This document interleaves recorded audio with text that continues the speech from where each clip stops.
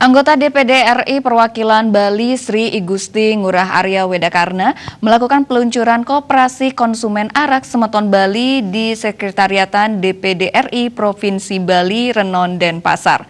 Koperasi tersebut menjadi wadah penyaluran arak yang dihasilkan oleh petani arak lokal Bali.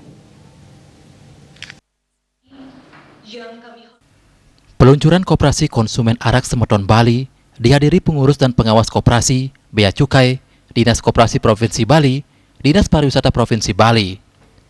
Peluncuran juga dibarengi dengan pelantikan pengurus Koperasi Konsumen Arak Semeton Bali yang diketuai oleh Imade Oke Wijaya. Anggota DPD RI Perwakilan Bali, Gusti Ngurah Arya Wedakarna, yang juga menjadi pembina koperasi mengatakan, ide tercetusnya koperasi ini berawal dari pengaduan dua pekerja pariwisata saat pandemi COVID-19 beralih profesi menjadi penjual arak ke DPD RI karena disidak petugas Bea dan Cukai. Untuk menengahi persoalan tersebut, Arya Wedakarna melakukan koordinasi dengan dinas terkait. Hasilnya dibentuk sebuah koperasi yang resmi mewadahi penghasil arak Bali. Terlebih saat pandemi COVID-19 ini, kebutuhan akan minuman arak Bali lebih tinggi dari minuman beralkohol yang dihasilkan pabrik resmi. Sejak itu dilakukan pengurusan izin koperasi di Kementerian Koperasi maupun Kementerian Keuangan akan cukai arak Bali.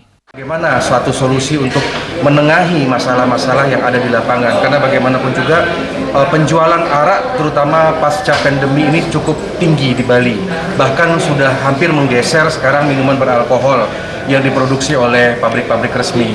Maka dari itu, sesuai dengan kesepakatan kami pada bulan Mei tidak salah, kita sepakat membentuk koperasi arak, dan tugas DPD selama 5 bulan ini membantu mendaftarkan ke Kementerian Hukum, mendaftarkan ke NPWP, ke Kementerian Keuangan, sampai tuntas pada hari ini kita luncurkan.